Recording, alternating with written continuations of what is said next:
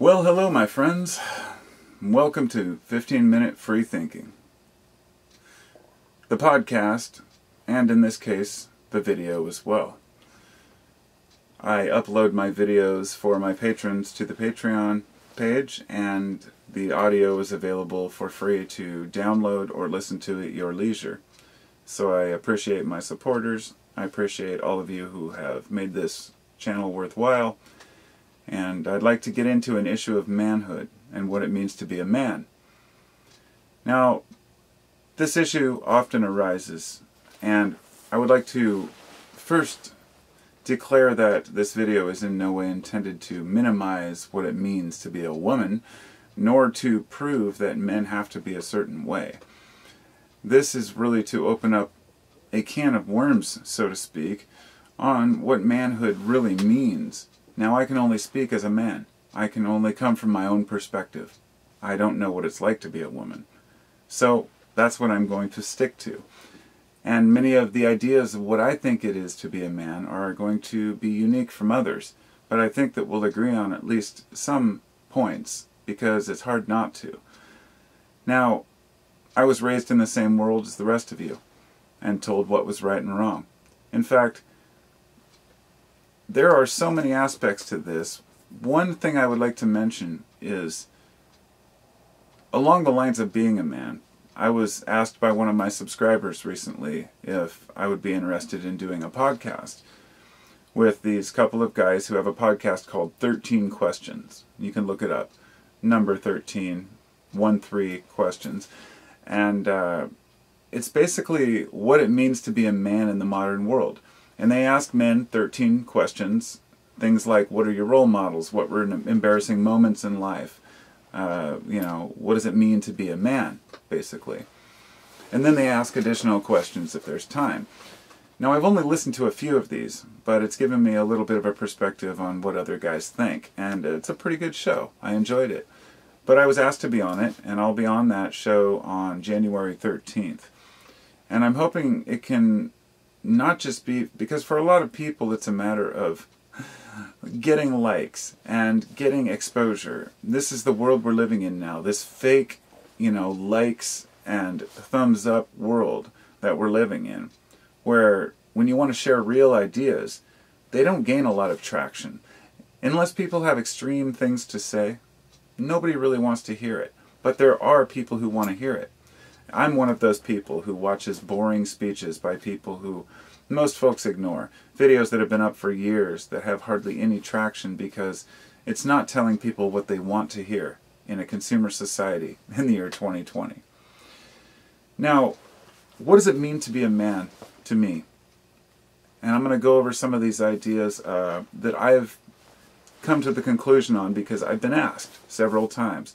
And I know that I have some viewers who are young men who are in their late teens to mid-20s or beyond who have asked me, how do I navigate this fucked up world we're living in, where everything is just complete bullshit, everybody's lying to you, everybody's trying to sell you something.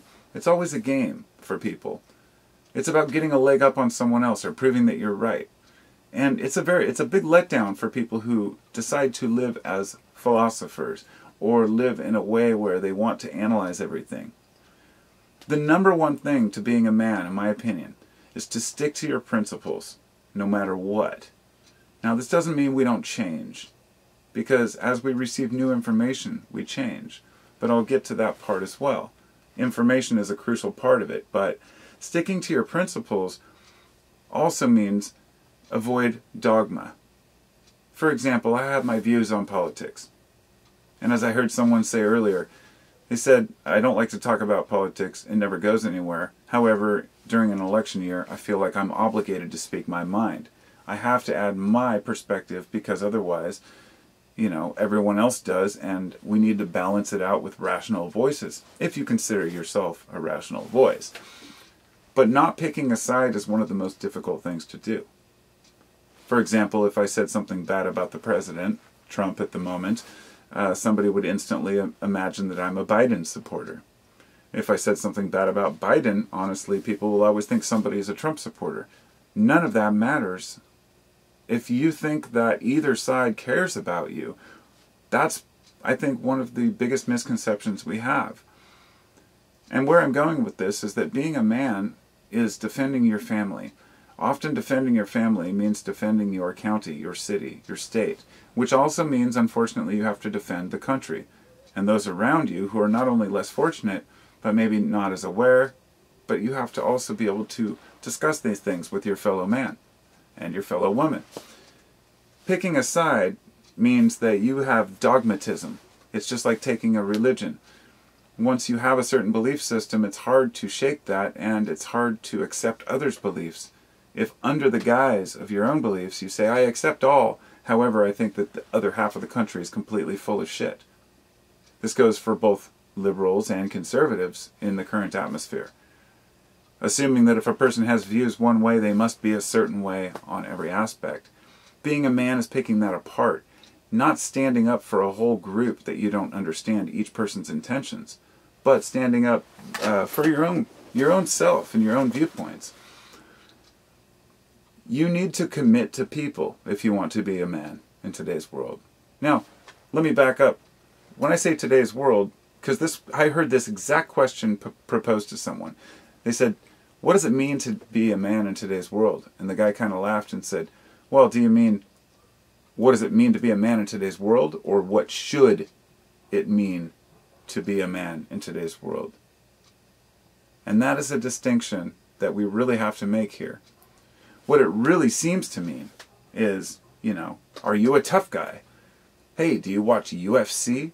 Are you a sports guy? Do you watch football every day? This is no knock on sports in general.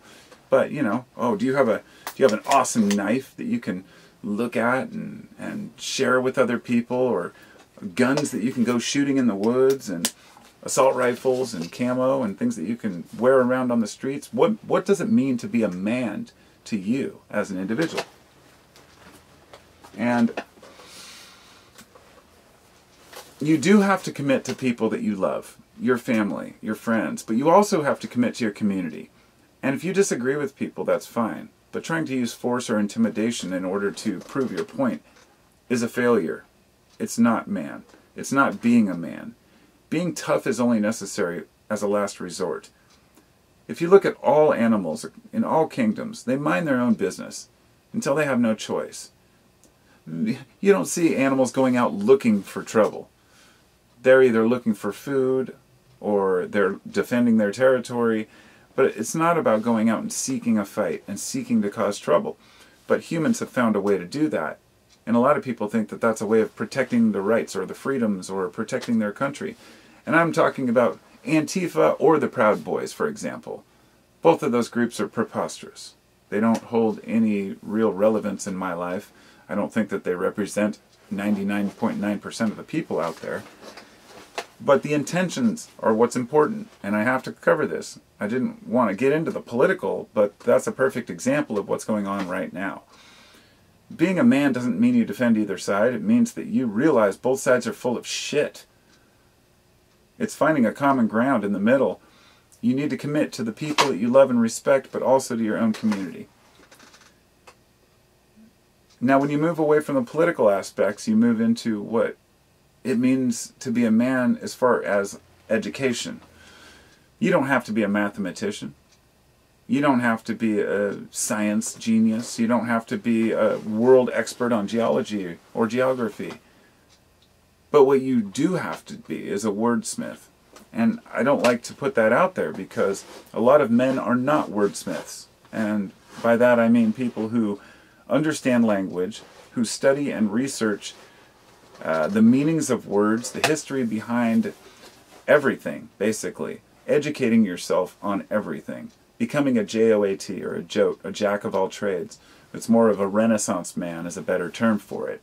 It means that you never step away from an education on something just because you're scared of it. If dogma holds you back from reading a different biblical text or a different religion, that's a problem. If your hatred of science forces you to dismiss all science articles, that can be a problem as well. The more information you have, it's to your own benefit. Hiding from information only makes you ignorant on certain subjects, which makes it very difficult to talk with people. But being a wordsmith, it's understanding language. It's basically casting spells. If you are aware that the word spelling, just like you're spelling a word, it's spell, just like casting a spell. That's the etymology of the word and where it comes from. The root is that words have power. Now, a real man knows not to abuse that power. And this is the most crucial thing that I can say here. A real man doesn't go out and try to take advantage of other people. Because it would be easy for a person, even just as myself, to go out and say, hey, I'm selling you the best herbs on the market, and this thing will cure cancer, and it'll fix all your problems. You just go out and look at people and say, what is their problem? What do they need? And then tell them you have a cure for it. Snake oil has been selling from the beginning of time. As soon as Og had the first rock that he could sell you, that fell apart when you tried to use it as a hammer, right? People who sell things to you or give things to you as a trade or convince you of even ideas with words, make promises that they know are not true. Those are people who have gone against basically what I consider to be one of the most fundamental, crucial aspects of being a man, is to not lie. To always be honest in your dealings. Always, without exception. I considered myself prided on the fact that I never cheated a game. I would lose my ass before I would cheat to make money or to win something. And I understand a lot of people need it for clout. But on the spiritual side of things, to move on here, that's very subjective, what that means. I think a lot of folks are afraid to express their own religious or spiritual views for fear of ridicule, but for example, I heard someone earlier talking about how they look for patterns and synchronicities, which a lot of synchronicities equal a message that the universe is trying to give you, and that believing in God isn't something you should fear, but it's not something you should try to define either. You just listen to the messages that are given to you in different ways. But he was talking about how these cycles repeat, and you find these patterns where you think, I have it all figured out now. I can share this with the world. And you come out and you just want to tell everybody about this new discovery you've made about life, about anything. And then a year later you realize maybe you were overzealous and what you thought was true, maybe it wasn't 100% true. Now, if you based your whole life around this idea, you kind of have to fool yourself into it. But what I'm saying here is that planting a seed is the most crucial thing we can do. You plant a seed and you see if it grows. If the land is fertile, in your mind or others, it will grow and you'll have time to process these things. Take your time. It gets into even a controversy about using substances. People want to say drugs are going to help you reach enlightenment. Others that say no, drugs will take you away from enlightenment. And really in the middle is just kind of this facepalm of, come on people. Enlightenment is not a state you reach. What exactly are you seeking? What are you looking for? But I get it because I've been there. I understand the desire to find some deep truth. But that deep truth is subjective and it comes from each individual. You're not going to discover something somebody else found, nor by the same methods, though there are tools that can help. So there is an aspect that comes around which is the savior syndrome. You see this a lot on YouTube and elsewhere with what you would call truth warriors or truthers. The people who come out and their intention is they really want to educate people on the fact the Illuminati is going to attack them next week or something. It goes on and on down the rabbit hole, but really you find that the rabbit hole is empty. You come out on the other side and there was never a rabbit in there. I'm not saying there aren't conspiracies, aren't global control or World Bank or all these other problems, but the idea that these groups are so secretive and widespread that everybody's out to get you is paranoia in a way, but then again, paranoia just means you see patterns, not necessarily that you're wrong about those patterns. But anyhow, savior syndrome is the idea that people want to save each other from whatever it might be. Now, if people want to save others from being fools and being sheep, I had one of my subscribers the other day, he got all angry because we had a discussion and he said, I'll unsubscribe, and he says, I'm not, basically in a nutshell, I'm not going to be a sheep. I'm studying the wolf and the dragon. to be a wolf and a dragon, and my response was, why don't you be a shepherd? I have an entire diagram that I drew out years ago where I drew the fence, the pen, the barn, the shepherd, the farmer, the forest, all the places where the wolf is, where I wanted to understand where I really stood, and I said I want to be a shepherd. I don't want to be a wolf. The wolves are the dogs. They're the ones who are taking over and dominating as CEOs, and these metaphors run deep, I know, but it's important not to have a messiah complex or the savior syndrome, to think that you can save other people from some truth, especially not when it's hellfire, which I didn't even bring up, but is probably about 80% of the savior syndrome are people who want to save you from burning in hell. You can ignore those people. That's my advice personally, is to just walk away from people who talk about burning in hell or Satan. You can make your point heard and say it's just a fairy tale, but the people who believe it strongly.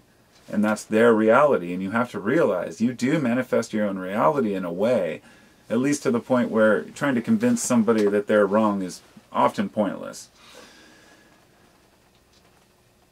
It all comes down to intentions, as I said, and you have to be very careful about the David Koreshes or the Jim Joneses of the world. Watch out for controlling people. As a man, you have to watch out for people who want to tell you what to do. They can be other men, they can be women, they could be your own kids, your own parents. Everybody has somebody who, in their life, at one point tries to tell them, hey, you should live this way, and you should do this instead. And it's important that you know yourself well enough to walk away from that bullshit and to say, no, I know who I am. Being stubborn is a virtue. It means that you know your shit well enough to not let other people tell you what to do. I've struggled with this all my life. I'm not a very cooperative person unless I agree with what's going on. I don't just follow suit. I would be it's hard to compromise with people who don't know what they're talking about. And I'm more than willing to call out bullshit when I see it. That puts me on kind of in my own situation in a group of people where both people take one side or the other and you stand in the middle. It's like you're putting out your hands trying to, create a little bit of peace between these groups, whether it's literal or metaphor, like between the cops and the protesters, or the left and the right, or, the fact that the politicians in this country are like a cult of their own, that they don't even represent the people anymore.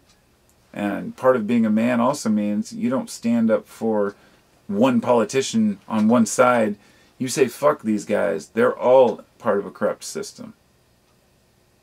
But at the same time, it means that being a man also says you have to understand that the system is in place for a reason, and you have to work through it. You can't just fight your way out of everything. You can't destroy things. You can't just join the military to go out and shoot people and expect to live a happy life.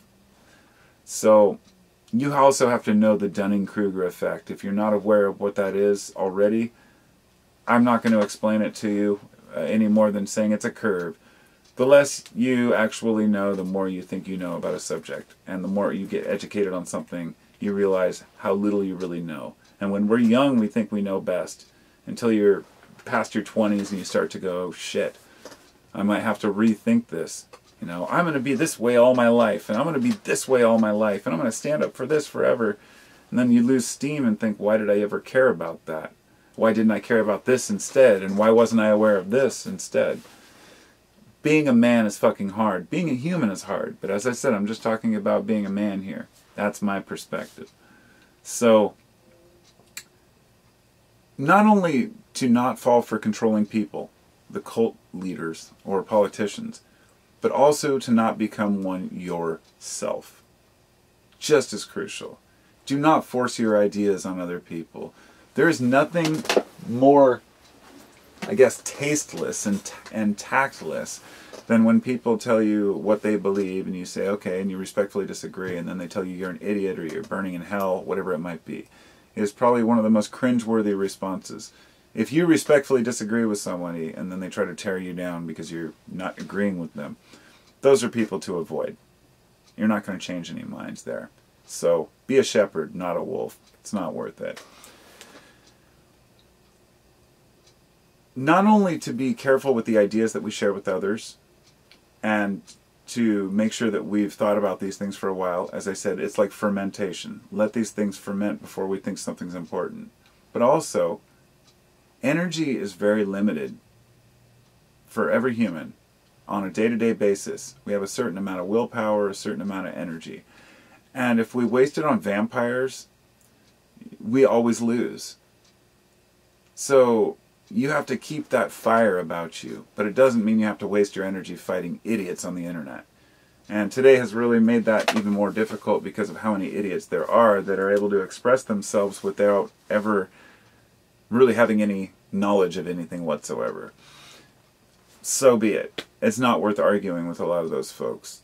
But if you do want to share information with people, let's say like I do on the internet, for example, you have to make it simple. You have to make it relatable.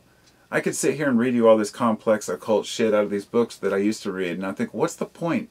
Nobody's interested in that. Very few people. Life is too complicated to worry about, you know, flying carpets in the ancient times, or I don't know. It's a lot of things are just a waste of time. I had somebody earlier who was saying, oh, if you only understood 369, and went on and on about these ideas that I've heard a million times from Tesla, which is a comment Tesla said, if you only knew 369, you would understand the key to the universe, which everybody I've talked to, nobody understands what it is, but they all make these claims that they understand. These are the truthers, as I was saying earlier, that really don't spit any truth. They're looking to sell you ads, ad revenue. This is the world that we live in. Most of what's posing as truth is bullshit.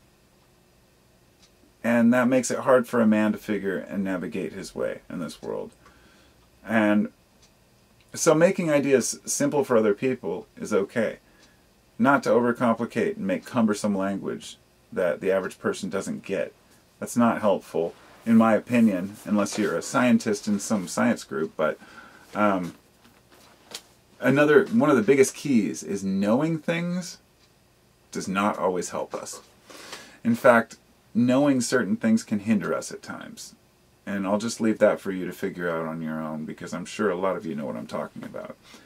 Another point before I go, share ideas that bring joy. Please. Try not to share ideas that bring negative bullshit or disinformation about, you know, this group or that group. Really, it's okay to speak out about the problems in the world. If there's a solution presented, or if you're exposing something you think is wrong that you need to express. But if you spend your whole life exposing bullshit, you're missing the joy and the greatness. It's easy to look and find bad news. The media does it all the time. If we want things to change, we really have to start thinking about the small stories, people helping each other, people stopping to assist an old man with a flat tire, the things that seem to be fading by the wayside. That being a man is really helping other people and caring about other people and taking care of your own family especially. No, you don't have to bring home all the bacon, make all the money. A lot of men think that, well, I don't earn enough cash and my wife makes more than I do, which has always been my case. Really, if you're working like a team and you consider it a real relationship, all that kind of falls by the wayside. You're working together.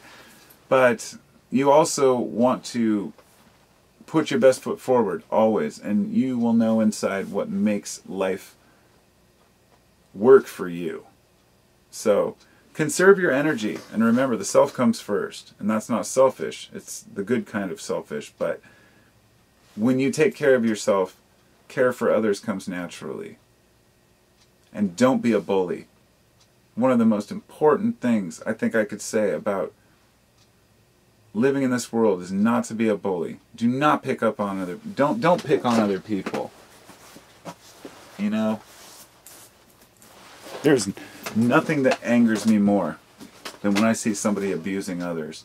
And I'll say, you do have the right to step in. If you see somebody abusing even their own children in a way that you feel is wrong, if you see someone abusing their own wife or husband, if you see somebody harming another person physically or mentally out in public and you can see what's going on, a lot of people would say, mind your own business. But I'm saying, as a society, it is your business. Just like politics are your business. And you have the right to talk about who you think is the right leader, or for your schools, the right administrators. Because if you're paying taxes and you're partaking in a society and you want to consider yourself a real patriot, that's part of what it is. It's taking action, but being educated on that action that you're taking, right? Taking action without being educated goes nowhere. And that's where we're at right now. A lack of knowledge on what's really going on, and a lot of people just kind of, oh my God, just cringing right now.